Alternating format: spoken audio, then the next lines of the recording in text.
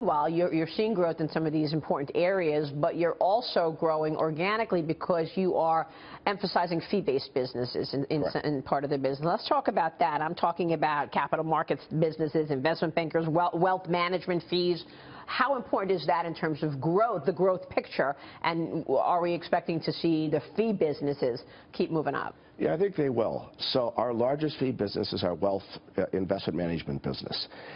But there's lots of others, mortgage servicing, the card business, the debit business, and a whole host of others. About 48% of our revenues come from our fee businesses, and about 52% from our margin business.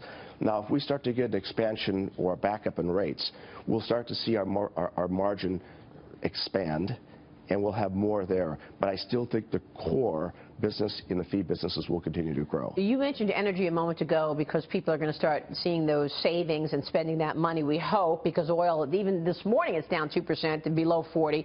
Let me ask you about your business, your energy business. You're one of the largest in terms of lending to energy companies, so you've got real exposure in the energy business. Correct, about 2% of our loans. Okay, so 2% is not a major number. And then, you know, obviously that means that's the whole gamut from E&P to midstream to the services business. The services business will get hurt the most because, you know, that's their whole business of servicing a well. If wells are being shut in or not being developed, they're going to get hurt first. But we're providing for that. You know, we're much more we do much more in the real estate. So if you have 30 or 35% of your loans in real estate, an improvement in real estate more than offsets what's going on in energy, for example. Are you done, broadly speaking, in terms of cutting back? I mean, at this point, you know, the other day we heard Morgan Stanley's cutting jobs. We're still seeing fixed income really on the chopping block in terms of Wall Street firms. Where are you in terms of lowering expenses? You have to believe that the growth from here is coming from revenue gains, not necessarily from expense cutting. Is that right? Yeah, I think that's right. We have 265,000 team members. We've been pretty steady at that number. We're always watching our expenses. For example, this year we're down 27% on non-essential travel and entertainment. So we're always watching that, but we're reinvesting in new distribution, more convenience, more products, surely in compliance and all things risk. Did you see the story today in the Journal about the Silicon Valley Bank? Yeah, I wonder what you're seeing in terms of Silicon Valley business.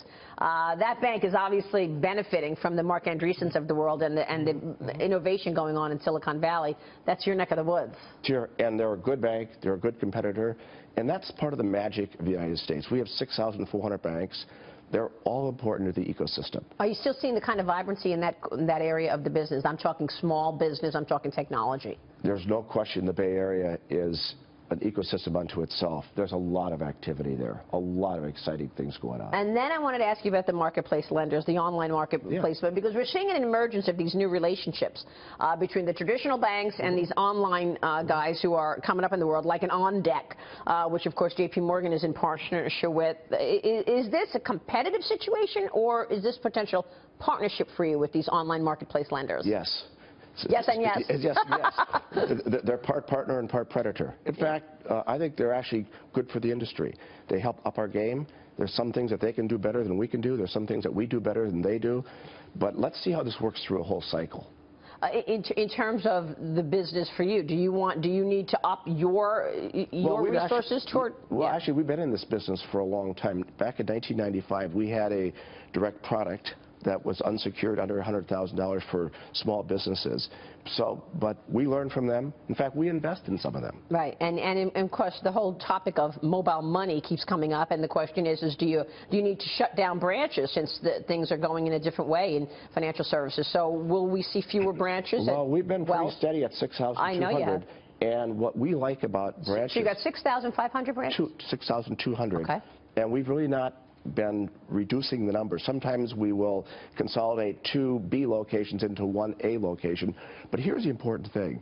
Our customers want to be associated with a branch. They open their first account there. They might never go back there, but they believe that's their branch. If they have a problem, they can go there.